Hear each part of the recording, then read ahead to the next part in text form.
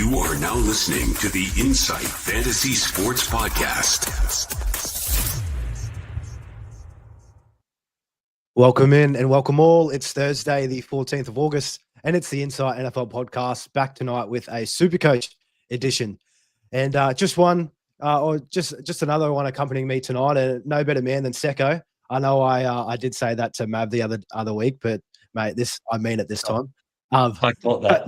Yeah. And Secko, coming off, because last night we did have probably one of the funnest shows, I think, for us and hopefully for the viewers as well, in our My Guys episode. And if you did miss that live, the link is in the video description below. Probably the funnest for everybody except Mav, who was unfortunately dealing with some technical problems that couldn't make it in. But how are you feeling at the moment, Secko, and coming off that My Guys app? Yeah, good, mate. Pumped to have done it. Just it sucks that we never have there. Would have been good to have the 8 guys to all have together and to talk to. But no, look, I love my guys. Probably love my guys more than I did this time yesterday. After having gone through them and digesting it all, and but obviously, football starts in a couple of days, and we'll hopefully see them play. Bit of preseason action as well. How about yourself? Yeah, honestly, just that show, it was so good. And I know I said it there, I guarantee 3 out of the 6 will hit. I might even have to bump it up to 4 because I'm in love with all the guys that we had. I think there's going to be really, really good opportunity, but I'll set the bar lower with the 3 out of 6 for now. But it's good. Yeah, 3 is a good level. And with that My Guys show, just for everybody just kind of filling in, we're kind of basing it around fantasy NFL. Doesn't really correlate as much with SuperCoach, but those guys are just guys that we just can't leave the draft without, and that we're just absolutely infatuated with for the upcoming season. Along with the My Guys show that we had last night, we have a couple of other previous SuperCoach edition shows. All those links are in the description below. And one thing that I do have to bring up, I think every SuperCoach show would be rude not to, our Insight Unlimited League, the numbers in that have just been absolutely steamrolling at the moment. We're sitting at 252 total entries. And I'll just pop this up on the screen for anybody that wants to join in. So this is our SuperCoach Unlimited League. 57775 is the code to get in. As I said, 252 members, and we will be giving away a weekly prize to the top points winner each week. So that's going to be a really good one. Money for jam. And it'd be really good to get everybody involved as much as we can before the season starts. Cool. And on that Unlimited League, I've had so many people in my DMs asking about cash head-to-head leagues, and that will be coming as well. We've got a $25 and a $50 entry SuperCoach head-to-head league. So please reach out in the DMs to either one of us at Insight, and we'll be able to get you sorted and get you in those leagues. Secko, head-to-head leagues, mate. Have you got a lot of exposure to head-to-head leagues and SuperCoach in the past? In the past, in AFL, especially, I love it. I love it. It just sort of brings an element. You're always trying to keep your team as fresh as as good as possible and fresh. But when you got a real crucial head-to-head, you're trying to squeeze every absolute point out of your team. So you think long and hard about the moves, and that's what SuperCoach is all about: is making the moves when it's the right time and planning for that. And leagues sort of add that element because you look ahead.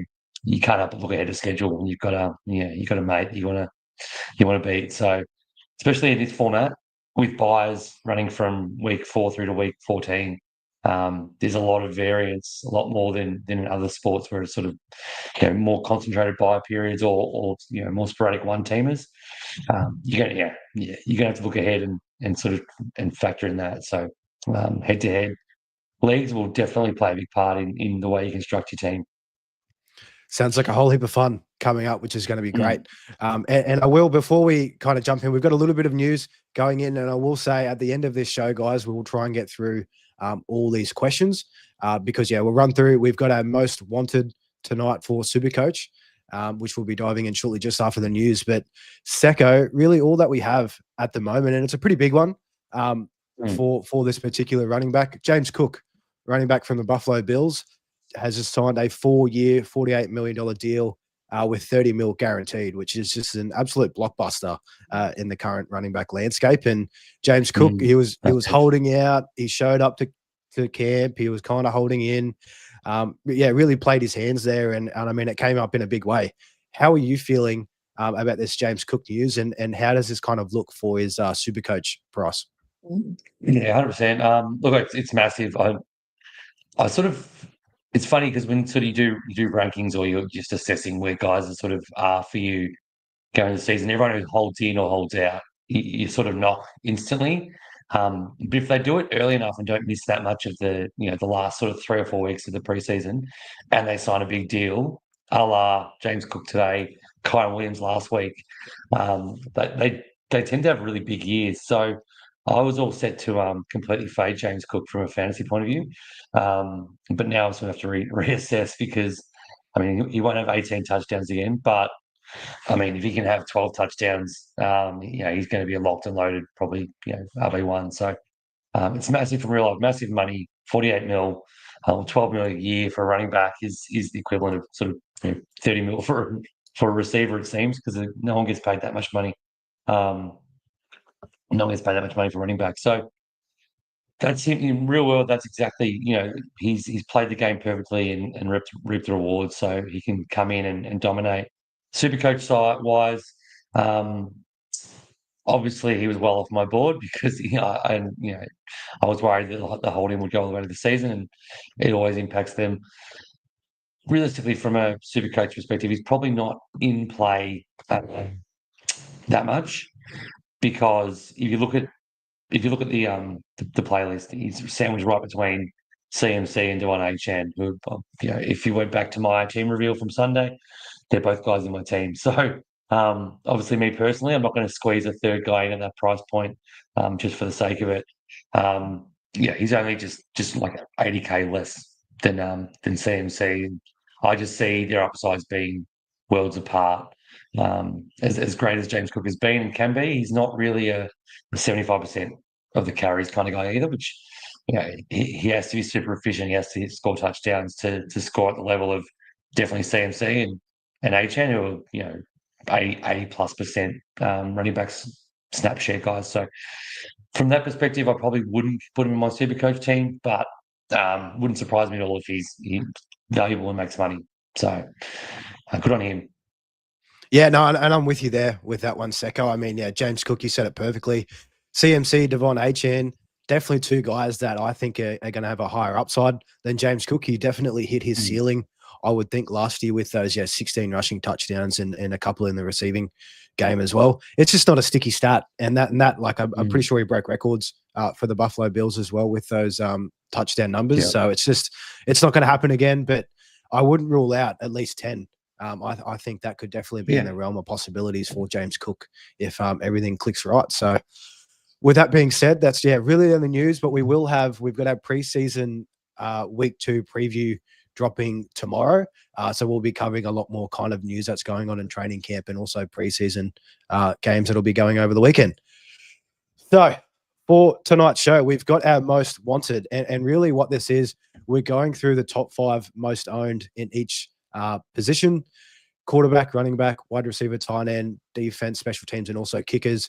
The highest, owned percentage wise, and we're just kind of going to go through with a fine tooth comb and really decide if these guys are going to be worthy of that ownage percentage or not. So, with that being said, I'll throw it over to you, Secko, with quarterbacks, and I'll just quickly run them through at the moment just to give people kind of a picture of what it is.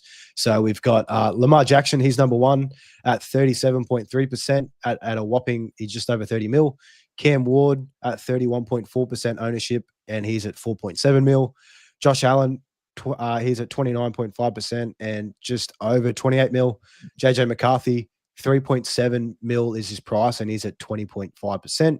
And Jaden Daniels, just over 25 mil, and he's at 10.9%.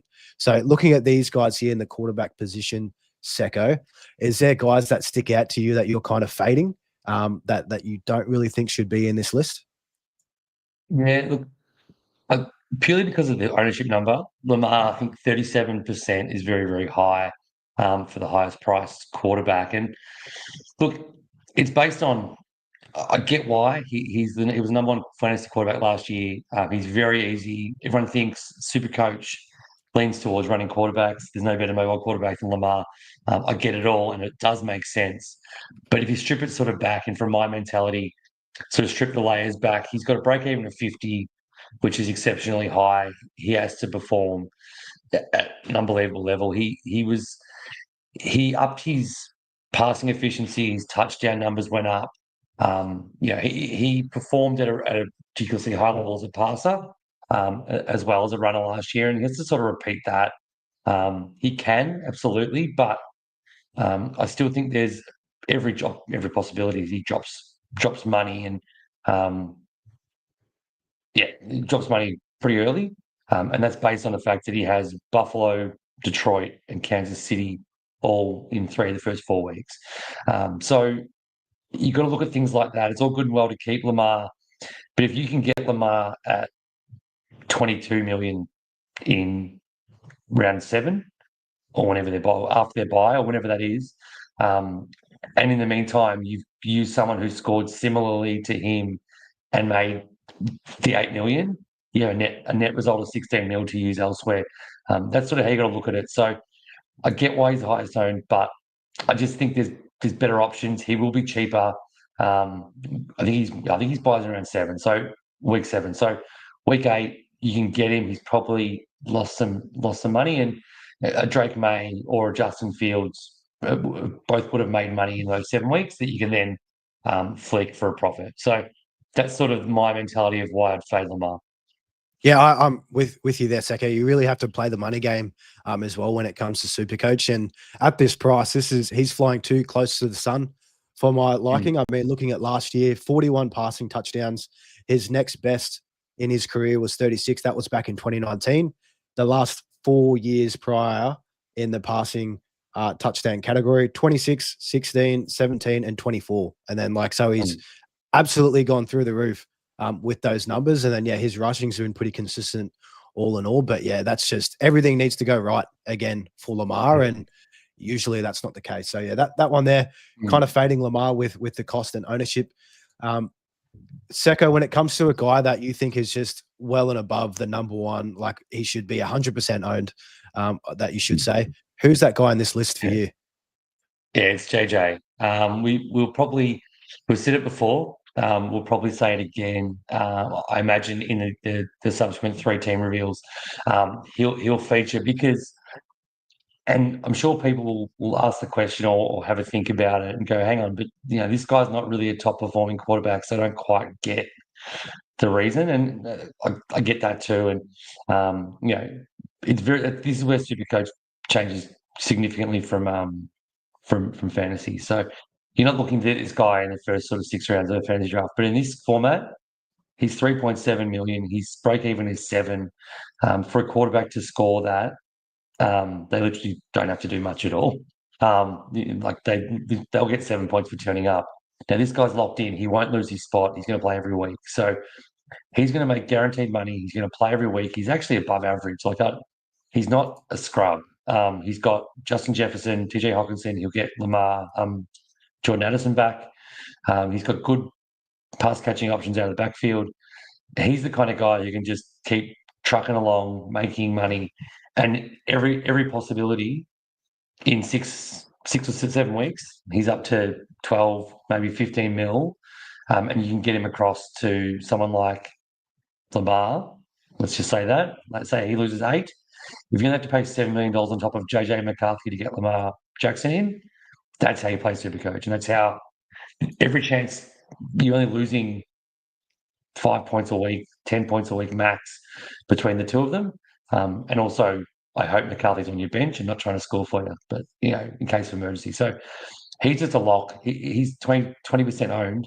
If he's not more than 60% by the time we start, I'll send out a PSA and make sure of it, because it's just easy. It's a free square. So everyone watching, 100% put him in your QB2 spot or flex. And the amount of times that I've been changing my SuperCoach team as well, there has not been once where I've thought JJ McCarthy doesn't make the list.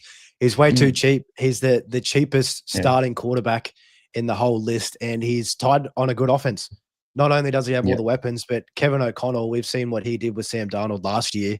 And by all reports, JJ McCarthy was actually winning that starting battle before he got injured over Sam Darnold. So, I mean, like, I think the sky's the limit. He adds a little bit of sneaky rushing upside as well. So, yeah, he's got to be 100% ownership guy. And yeah, it'll be one to watch to see how that goes before we start the season.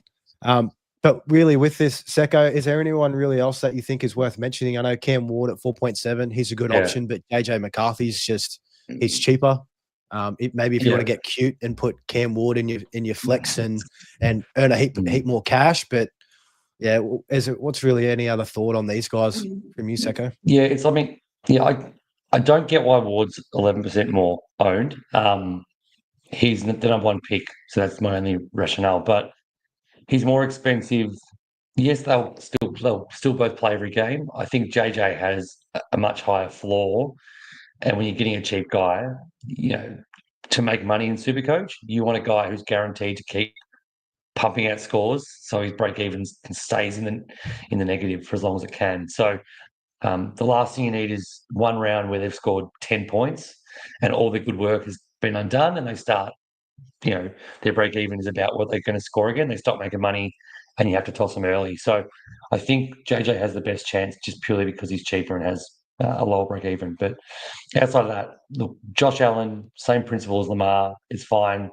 I get why he's starting. Probably don't need to. Jaden Daniels is probably a better option just because of his cheaper and lower break even. But look, it's just they're all good picks. There's no real horrible picks there. It's just make sure JJ McCarthy is one of them. Love it. Ed will. So that's really much the quarterback. So yeah, Lamar, we're kind of fading at cost, and JJ McCarthy is an absolute no-brainer. But we'll look in the running backs, and actually while we're at it, Secko, I'll pull up this question. I think it's a good time to answer this one now because he will be coming up in conversation. What do you boys reckon on Barkley this season? So in the running backs, I will just run through. Ashton Genty is number one ownership overall at 54%, and that number has been going up, which is good. He's at 4.65 mil. Another rookie, Omarion Hampton, he's the second most owned at 41.7% and at 4.4 mil. Barkley, so he is at 24.86 mil and he's at 39.8%. Bijan Robinson, 21.43 million and 36.6%. And then CMC, 18.37 mil and at 33.3%. So Barkley, again, he's third most owned in this list, Secko, and at just under 25 mil. What are your views on Barkley for this year? So he's 40% owned. So what's the question from school? What do you boys reckon? Okay, so pretty broad. I'll be honest, it terrifies me. Saquon as a principal terrifies me in all fantasy formats. And I'll give you a quick rundown of why I'm worried. So there's going to be a fair few numbers here, but it'll keep up. You can rewatch it if you need to later when we're finished. So almost 71% of running backs that had 400 plus touches. Now Saquon had 480 touches total last season. They saw a decline in fantasy points the next year. Add on to that no running back age 28 or over, Saquon's 28, who's had 400 touches in a season has had a better season than the previous year. And the average drop off is 5.4 fantasy points per game. So if you equate that, Saquon had 22.2 PPR fantasy points last year. If he drops 5.4, he drops to 16.8, and that would have made him RB8 last year. That would have made him behind James Conner. So that's what scares me the most. Now, that's purely a fantasy lens, but it does lead into SuperCoach because this guy is the highest priced running back, obviously, obvious reasons. He had a great year last year, blitzed everyone. But it's a similar principle to Lamar, where he's priced at the very, very top of what he can probably perform. His break even is 42. Now, 42 for a running back pretty much means they have to touch down every single week to have any chance of getting to 42. Otherwise, he doesn't get enough catches to have PPR points.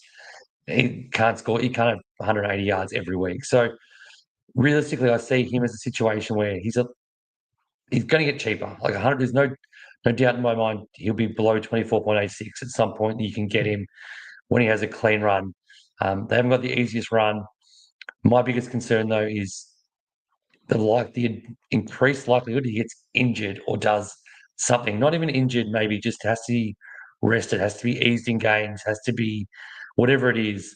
The coaching panel sees him and says, we can't keep giving him 30 touches a game. Something has to give here. We have to dial him back. That's my concern. You're paying top dollar. He has to perform at that absolute peak to even, and he might perform really well, only drop a bit of money, and you've still won if you picked him, which is great. I can see a world where he just hemorrhages cash. And if he gets to the bye and he's underperforming, or if he gets injured, touch wood, you're not going to be able to. You have to offload him to a DeAndre Swift or someone like that. You don't want to do that. So I just think in this format, we've got so many options: Bijan, Jameer Gibbs, CMC. Who else do people like? Don't know. Devon Achane. I like him. You've got so many options to go to. You don't need to. It's not like a draft where you're at pick 5 and you're like, oh, I should get Saquon. He's best on my board. You got options here. Probably avoid Saquon just because it's not worth it. In the likelihood something goes wrong. And not only like with the injury risk, and that is a good point that you bring up, Secko, because the history is there, and he had so many amount of carries, not only during the regular season, but all the way through the Super Bowl that they had won. I mean, Jalen Hurts, he threw 70 fewer times than his next best in his career. I don't think that is going to be the same case as well, because they lost a little bit on the defense. Of course, as you do, they had one of the best defenses in the league. They couldn't hold them all heading into next year. So I think that takes a bit of a step back.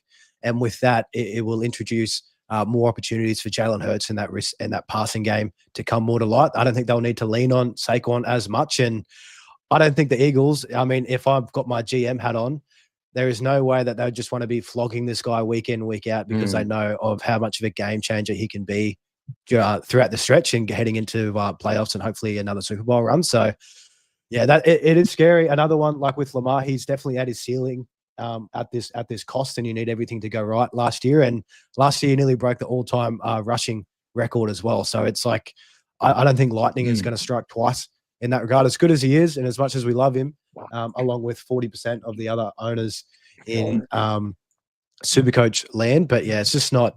It's just the price is too high, and there's other good options around that. And with that, Secko, good options around Barkley that you think you said CMC, Bijan. Which one sticks out the most from this top 5 list that you're really targeting? I love Bijan Robinson in real life. He's my RB1. I'm still tossing up a way that I can get him into my team. So he's not dead and buried yet. CMC, I said it on Sunday on my team reveal. He's just the screaming value of this entire SuperCoach. Him being priced as the 10th highest running back is just a green light to just exploit that, because I think he's going to make a lot of money. So if, again, worst case scenario, if something happens to him, you'll be able to offload him without being caught holding the bag. If not, he stays in your side forever. If you want to get fancy at their buy is pretty late. You want to get fancy at the buy and you think, look, I'm going to capitalize. I'm going to go him straight to Bijan then, or whoever you haven't got, whoever's the best performer. Great. You're going to have the money there because CMC at his break even in the first 6-8 weeks, he won't lose money because he'll put them their cushy schedule at the start as well, with no pass catches fit by the look of it. He'll just keep banking points early, and I just see a world where he's going to be in the very, very low break evens for a long time and continually just keep going up and be 19.5 mil and then 21 mil and be one of the highest price running backs by the time that you'd ever consider getting rid of him anyway. So screaming value. I love Bijan, but the value on CMC and him being owned by a third of the people in NFL SuperCoach, that should be probably doubled as well. He should be definitely above 50 in my opinion.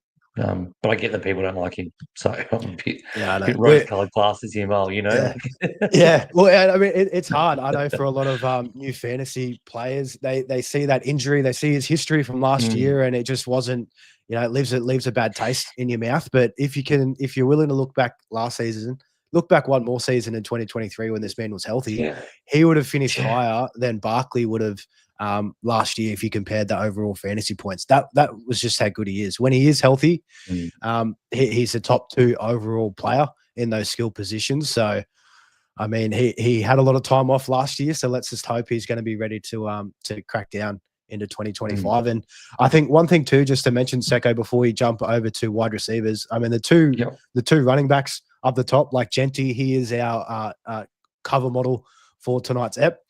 We think he should be 100% owned, right? Yes. Well, yes. He should be even more owned than JJ McCarthy is, which is hard for me to say. Like, this guy is just, even if you don't like him, even if you don't think the hype's worth it, guys drafted at his level which are going to get his level of work, just don't fail bad enough. Especially in this first time we're playing this format with a guy like 4.65 mil. He's just going to make a lot of money. And you want money in this game. You're not expecting, great, you might put him in RB4 for a long time. But eventually he's going to use his money and go to whoever you think is the 4th best running back. And if that's him, that's him. Great, you can stay there. But yeah, he's just going to make a lot of money, and you got to do it. And Hampton's in that. Yeah, and Hampton's in that same bucket too, for what it's worth. I think 100%. Yeah, I think even 100% owned. Like, there's news come out that Najee Harris is starting to participate in team drills, but we expect the insight community here. We think that he's gonna get a lot of the work early on, and like if not within the first 3 or so weeks, it won't be long before the Chargers realize that Hampton is the best back on their team, and they're going to be crazy not to feature this guy, especially after investing a first-round pick on a running back, which is pretty rare these days. So you have to have those rookies in. That's for sure. Yeah, and look, and that's I think a very common build with SuperCoach with NFL is a lot of people have 3 primos and 3 rookies, because we're getting Genty as an on-field rookie option, which is old in SuperCoach. We can use that and have an extra moneymaker. And so we can put Hampton and RJ Harvey or Henderson and actually have 3 rookies making money while 4 on-field running backs are scoring well as well. So we get a bit of a free look. Genty should be just a guaranteed on-field RB4, lock him in until he stops making money, whenever that is. I'm not sure when their buy is, but I'm pretty sure it's later in the season as well for Vegas. Anyway. Yeah, well, one thing that you can really take away tonight, and I think I've said this before on SuperCoach shows, rookies are just going to be so common amongst all teams. There's just the value's too good. A lot of these guys are going to have starting jobs right at the gate. You're absolutely crazy not to have these guys on your team, or at least on your bench. Looking down at wide receivers, this one will be pretty fun. Number one, of course, no surprise, Jamar Chase. He's just under 24 mil, and he's at 50% owned, which is good to see. Ted McMillan, a rookie, he's 4.6 mil, and he's at 45% owned, which is also great. Travis Hunter, another rookie, 4.7 mil and at 44.7% owned. Justin Jefferson, he's kind of fallen down a little bit, but still highly owned. He's at 18.38 mil, 38.3% ownership. And Emeka Egbuka, spoiler, he was mentioned on our My Guys app last night. He's at 4.45 million and 33.2%. So again, throwing at you, Secko, Jamar Chase here, he's the king of the crop. And I know we kind of made points about top guys and their costs, but is Jamar Chase just too good to miss? Yeah, I hate to be just seem to be what do you call it when you're I'm having a blank on the word. When you're doing something, what I'm trying to say. A hypocrite, more or less. This guy's in very much the same vein as Lamar and Saquon. However, he's going to be very hard not to start. It's just there's that one guy, it seems, in every SuperCoach format. I think I mentioned on a previous pod that we did, the Matt Shorts of cricket and the Bontempellis of the AFL, and I think it was Tedesco was my comp for NRL if you play that.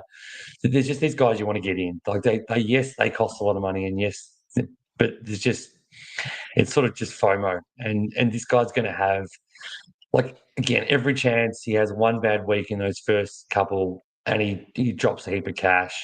But there's also as likely a chance that he has 10 catches, 200 yards, and 2 touchdowns and makes a bunch of cash in the first couple of weeks.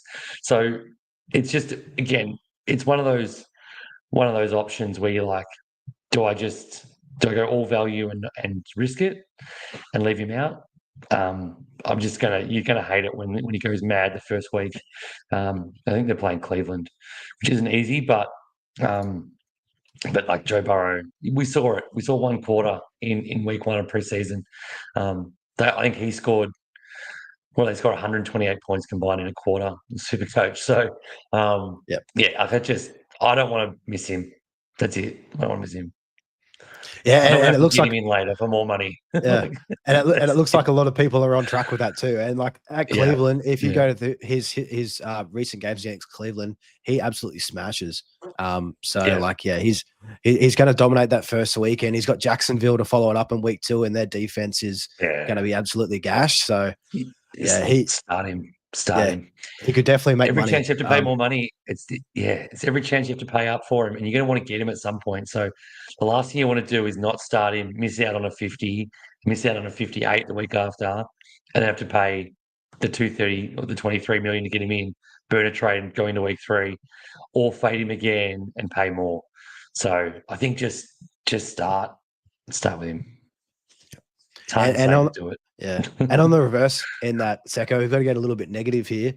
Justin Jefferson, we have him here on the list. So he's just under 40% ownership. There is a few question marks that are lingering around Justin Jefferson this year. And I know we kind of had that last year as well, and he proved us wrong, but he is carrying a little hamstring injury leading into this year that he hasn't been training for the last couple of weeks. And of course, they're going to take it as slow as they want to, or as slow as they possibly can with Justin Jefferson, because he's just does so much for that team. Are you fading Justin Jefferson at this cost?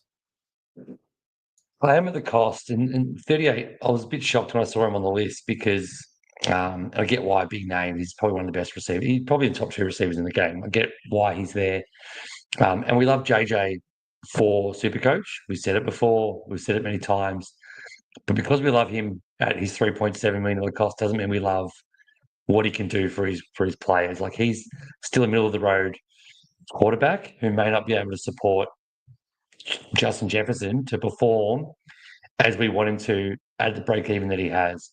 And that's sort of, again, it's the reality of SuperCoach. He has to maintain. If JJ has one bad game, then JJ. There were JJ, I just realised. If McCarthy has one bad game, Justin Jefferson, he bombs and his money starts tanking, and you can't rely on him, and he might have a second bad game. It can snowball pretty quickly. Again, this is a format where you can start a bunch of guys. You can start CeeDee Lamb for a lot cheaper money. I'm surprised on this list how underpriced he is and how good he is. I thought he would definitely be on this list somewhere. But I get it. I think looking up now, he's 29.7. So he's only just behind Igbuka by a couple of spots. There's other guys who you can get for cheaper that I think can perform the same early on, especially. But again, I don't begrudge you picking a really good player. He might be wide receiver 1 out of the gate and just dominate. Yeah, but and with that being said, and I'm glad you mentioned CeeDee Lamb, Secko, because I believe all of us here at Insight, we have him as our number 2 wide receiver behind Jamar Chase, and he's at a discounted cost compared to Jefferson as well. We saw what he did with a full year healthy with Dak. Not last year, the year prior, he was the number 1 overall wide receiver in fantasy and just completely dominated. So if you're getting a guy like that caliber with that ceiling at a cheaper cost and doesn't have a rookie quarterback or, a sophomore rookie who hasn't played yet, and also a niggling hamstring injury, then you really should be leaning towards CeeDee Lamb in that respect. And before we get to tight ends, Secko, just quickly on these rookies, they're pretty much all viable, right? Do we think? Is there one that you're kind of not as high on, or you're pretty willing to have them all in your squad? Willing to have them all. I would definitely rank them Terrell McMillan, Igbuka, and then Travis Hunter. Travis Hunter being 44.7 probably is again a bit of a buzz on. He's all over he's all over everything at the moment. He's the number 2 pick. He's very well known. I'm still a bit concerned about how much time he still wants to play a lot of time on the defensive side of the ball. And if they have a really long series on defense, I don't know if he'll be in at the start of the next drive. I just don't know how it's going to go.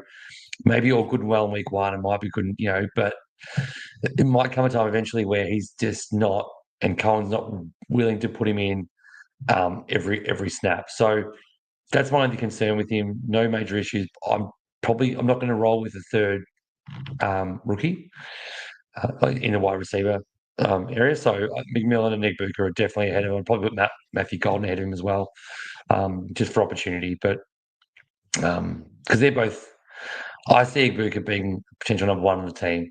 McMillan already is. Golden already is. So I'd rather have the number 1 option on the team rather than the clear number 2. And as much as Travis Hunter's a gun, BTJ did way too much to not ever be number 1 at that team again. So, yeah, I don't hate it. I get it. But it's a clear 1, 2, 3 with Hunter 3.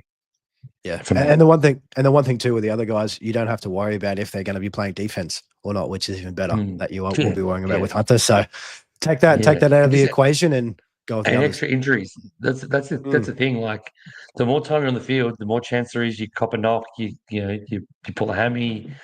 Like and you've got to train very different ways to be a cornerback than you do a wide receiver. They move in such different ways because one is proactive and one's trying to negate. So he's a freak, and I hope it works well for him, and I love the guy. But from a super coach perspective, there's 2 other rookies at the same price, which I'd much rather, or cheaper, who I'd much rather start with. Love it. And we'll jump over to tight ends here. So running through the number 1 spot, Brock Bowers, he's at 14.26 mil in top ownership, and he's at 40.3%. Tyler Warren, rookie, no surprise there, 4.5 mil, and he's at 36.8 roster percentage. Colson Loveland, so he's at 4.55 and at 21.9%, so quite a bit lower than his rookie running mate in Tyler Warren. And then we've got the 2 other studs in the tight end position in George Kittle at 15.53 mil, 17.6% roster owned, and McBride at 14.33 and 15.3% roster owned. So we'll start off here with the guys that we're, I guess kind of questioning. I guess Secko in this one, and with Brock Bowers at the top. I mean, like, he's very polarizing. He's got a new, definitely an upgrade in quarterback, but there is a few questions around the new offensive system that's coming into place. How are you tackling Brock Bowers for SuperCoach? Yeah, look, I get why he's 40% owned. He's the cheapest of the 3, and there's a clear big 3 tight ends this year. I think if you ask or read or watch any content of any content creator in the fantasy space, there's a clear top 3 in tight end. But for him to be more than double and almost triple the ownership of McBride and Kittle, it just seems a lot. I get why he's a little bit cheaper, but like you're saving. You're saving 1.3 from Kittle. I get that. You're saving 70K from McBride. And my issue is Pete Carroll coming in, Chip Kelly, and most of all, them drafting Ashton Genty.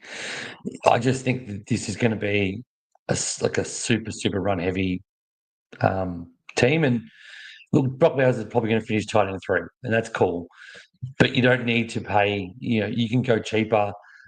If I had a choice, I'd be leaning McBride and Kittle before Bowers. But that's just a little thing that I have. I think their floors are higher. I think from a SuperCoach perspective, where you're trying to mitigate against cash loss in the event that you have to trade them out. Remember, SuperCoach, NFL SuperCoach, there's more injuries than there is in other sports that we play. So there will be more necessary trades than you usually deal with in a normal SuperCoach. So remember that. Prepare and mitigate against the cash leakage that a player may have. And it's also obviously parts of the season that you can look at.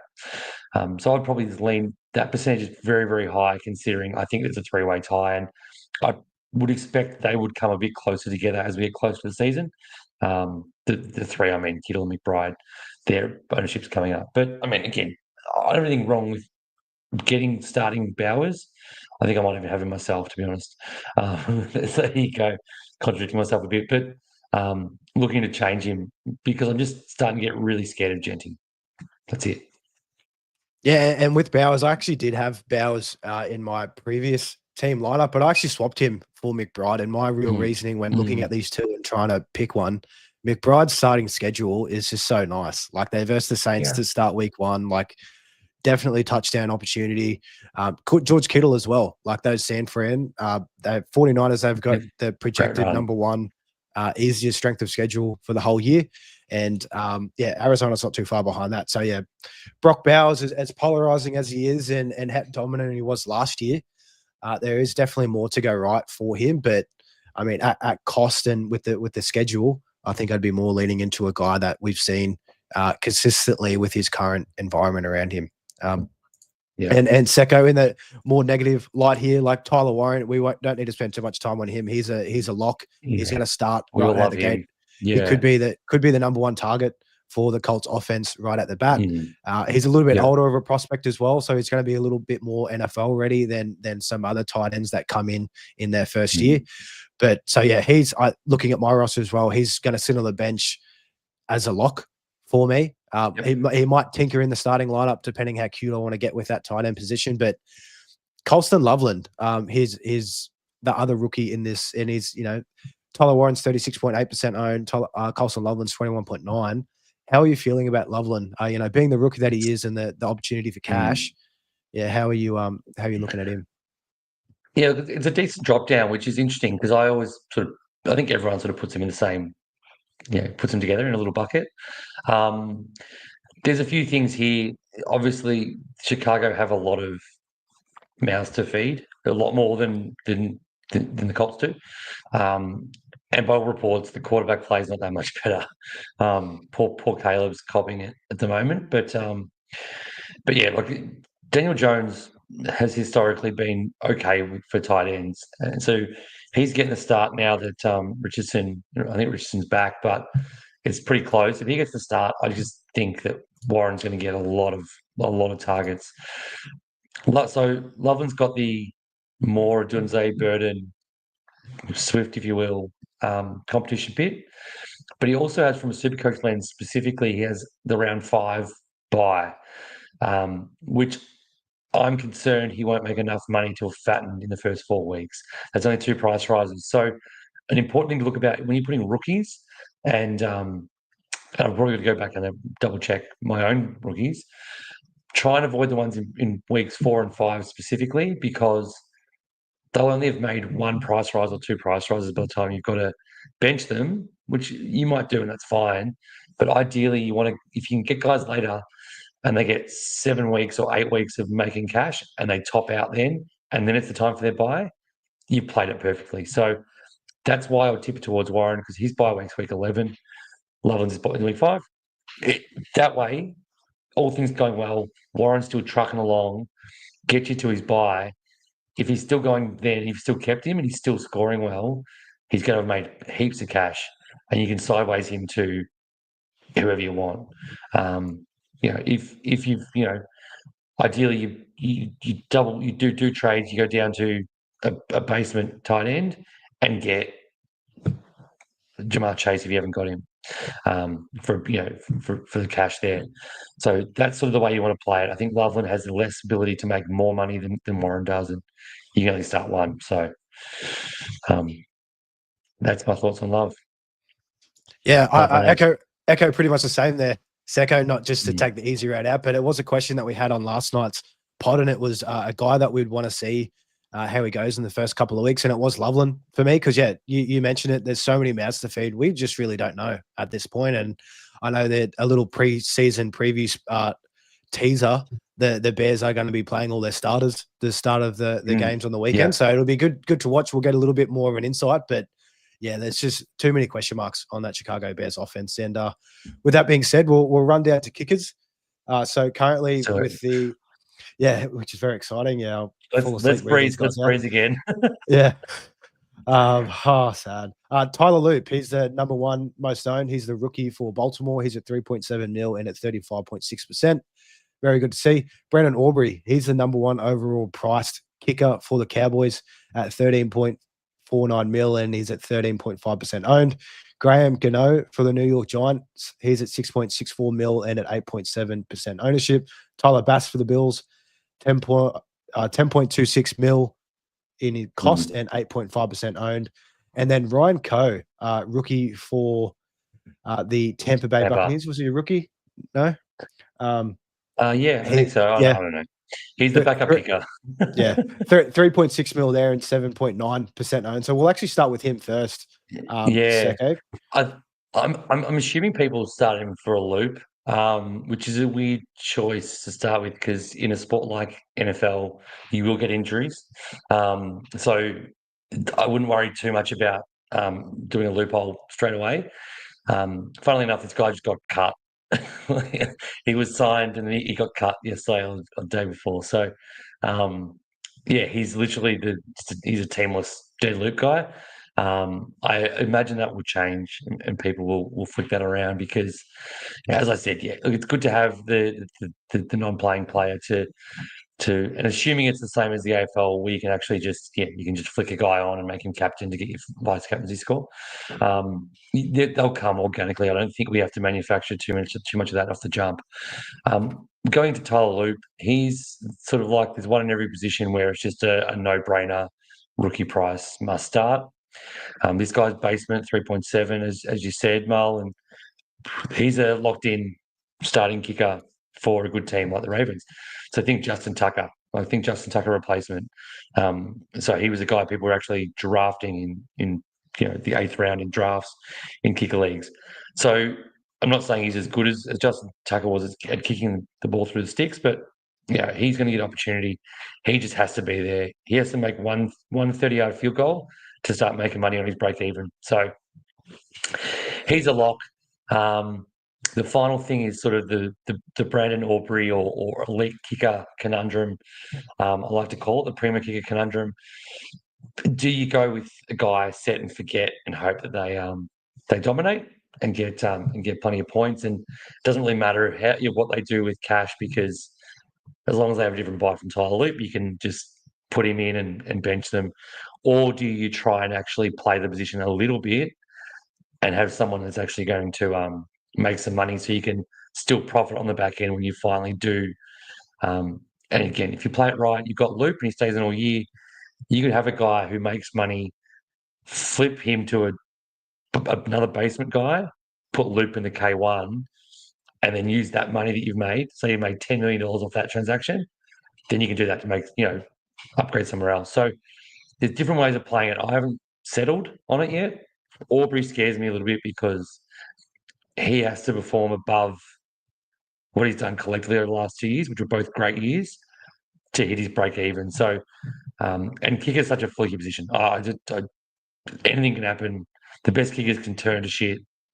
Like teams can stop going for field goals and going on 4th down.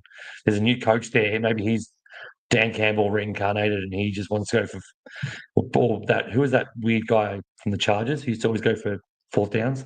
Can't remember his name now. That dweeby looking dude. But that coach, like maybe Schottenheimer's they go for on 4th and there's no field goals anymore, and Aubrey's the 10th best kicker, and you're like, why did I pay $13.5 million for him? So I'm still on the fence about an elite kicker or not. But it's tough. It's tough to land on where to land. But one thing is Tyler Loop stays in your K2. Yeah, it's a hard pill to swallow, I think, looking at Brandon Aubrey and him being at the top of that as well. Like he said, everything kind of needs to go right again for Aubrey to return that cost. I don't really think he's going to make too much on top of that, but things you love to see, a rookie Tyler Loop being the highest owned in this group. So that's the community's on board with that one. And that's a no-brainer for sure. And hopefully that percentage keeps rising as well. Now, last but not least, I wish kickers was last, but anyhow, defense and special teams. So running through the list of cash or current costs and also ownership percentage, New England is tied for number 1 spot. They're at 4.15 mil cash and 19.6% ownership. The second team, Baltimore Ravens, they're also at 19.6%, but they're nearly double at just over 8 mil. Denver, the number one priced defense, they're at 18% owned, so the third highest of all, and they're at 12.44 million. And then Philly Eagles, they're at 9.21 mil and 12.8% ownership. And then San Francisco at 5.76 mil and 11.7 ownership. Now, I'll kind of just segue, Secko, with what I've said with kickers. Yeah, go for it. When getting the highest price guys, looking at Denver here, I mean, like their team, like they locked down so many good guys last year. And I know looking at it, they got a cornerback in round one with a draft pick. Their defense got better. They brought in, I believe they brought in a guy from the Chiefs, but his name is absolutely escaping me as well, who was a gun. But yeah, their team on paper looks so good, but just that cost, it's just a hard pill to swallow. And like with that being said, I want to try and make money, even if, looking at it, if I can make money in every position, I will. So looking at that, I don't think Denver will make a whole lot. And like their run to start the year, it is a little bit soft, but when you get to week 4 at Cincinnati, they won't be able to keep those guys to under 20 points at least, I think. And by that point, they're going to start losing some value there. But before we go over to a more positive thing, Secko, how are you feeling about Denver? Is that one that you're fading as well? Yeah, I am. And it's that run that you mentioned. So before Cincy, they have the Chargers, which I just think the Chargers are going to be a super run-heavy team that aren't going to give you a lot of opportunities to. And Herbert's not a big turnover guy. He's not a big sacked guy. And they'll score. So in this format, it's weighted very heavily against points. So once a team hits 21 points, you get 0 for that.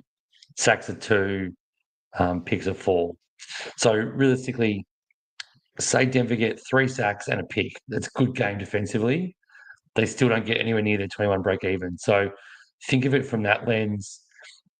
They're gonna lose money, and again, you're gonna sort of, yes, you could keep them there all year, and that's great. It's very rare that teams repeat year on year as the defense. You said, I agree. They got better. It's scary, but it still is quite.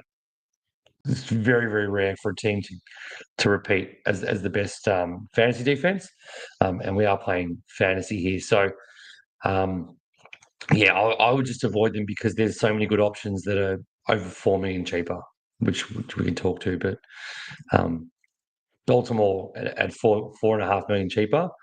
Don't love them either, but they're a better option, and you can pretty much throw a ring around any one of 6 or 7 teams, and they could be number one. So easy fade for Denver.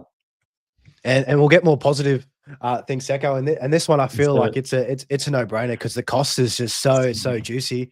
New England Patriots, so they are the highest owned defense here, which is also great to see, and they are the lowest cost. And these guys, oh man, just looking at New England Patriots, if you can kind of look at this cost here and what their team was last year, that is just completely flipped for this upcoming season. They've added in Mike Vrabel, a well-established head coach who's defensive-minded, and we've seen what he's done. And back in his Tennessee days, that defense was always top 10 to top 12 in that regard. And arguably, he's probably got some better pieces here at New England because they spent a whole heap in the draft.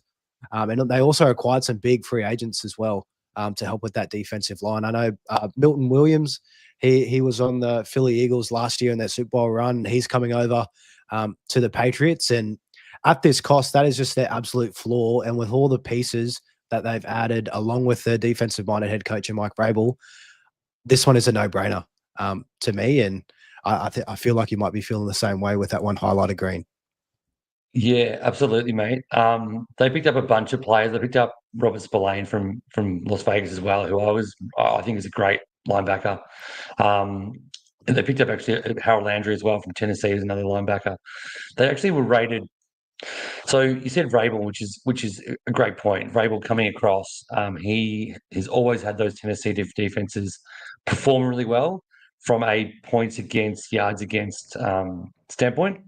Which again, if they're keeping teams under 20, they're scoring good points in SuperCoach, but also high sack rate, high blitz rates, and add to all that, they have the 3rd best linebacker unit, the 13th best cornerback, and their defensive line is rated in the top 12, and that's all per PFF grading. So last year they were nowhere near that. Last year, and that's why they're the second cheapest DST. They just have the runway to be a team you can start on your bench and ride there the whole way. They'll keep making money. I think they're startable, to be honest. I think they're at that cusp of being a team that you can literally do them and another 4 million, pay nothing, or even San Fran. Like San Fran at 5.76, and New England, play the matchups. Whoever's a better matchup, put them in the starting lineup. They'll both make a lot of money. And the good thing about New England is they have a week 14 bye, so you can just hang on to them forever. When they've made a lot of money, something happens, and they have a minus game and they start losing money, offload them. Otherwise, just hang on. Great pick. I think they're almost borderline must start. Yeah, so we can expect that ownership percentage number to rise as we get closer to the season. Yeah, New England, absolute no-brainer there, and that's all the positions covered in our most wanted, going through the top 5 owned in each position, and kind of picking through with guys that we're kind of hanging on to and guys that we're going to give it a miss to start us out. And I mean, with that being said, Secko, that's another SuperCoach show in the book. So we'll just quickly throw up as well while we still have everybody in here. Join our Unlimited League. This is it on SuperCoach. We've got just over 250 members in there currently. I spoke of this at the start of the show, but it's worth bringing up again. The code to join is 57735. We're going to have weekly prizes in there each week to the top points winner, which is going to be great. And just the more the merrier. We're all going to be in it as well, so it's going to be really, really fun there. And as we close things out, what we have coming up, we've got preseason week 2 preview. Will be dropping tomorrow at some point, going over the week 2 games. And last but not least, we've got Mock Draft Monday coming up as well, which is going to be great. We'll have a full house. And so I shouldn't have said last but not least, because we've got something even better than a Mock Draft Monday. We've got a live cash league draft going on Tuesday night. It's an Insight League, $50 buy-in. I'll actually be in it myself, so that'll be a fun one to kind of watch. We've got 90-second pick timers. I'm curious to see just how long it will take to get through that. Somebody said an hour and a half. We can watch Mel go full tilt. Yeah, full tilt live on YouTube, guys. Get into that one. Watch that. Very, very good possibility. If I get sniped multiple times in a row, well, then that I might have to turn my camera off and go in a different direction. But as we close out here, Secko, any final thoughts on our most wanted SuperCoach show tonight?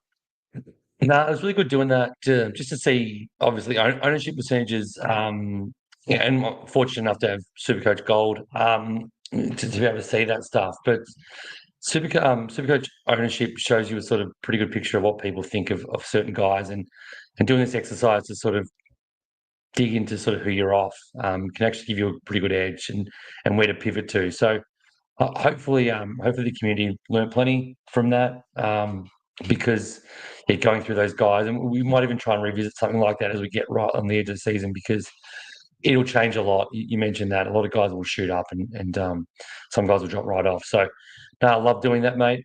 Always good talking SuperCoach with you and the community. Well, guys, that'll do us here for the Insight NFL podcast with another SuperCoach edition. We will we'll be back tomorrow, and then back again next week as we always are. So thanks for tuning in. Take care. We'll see you next time. That's right. Thanks, Mel.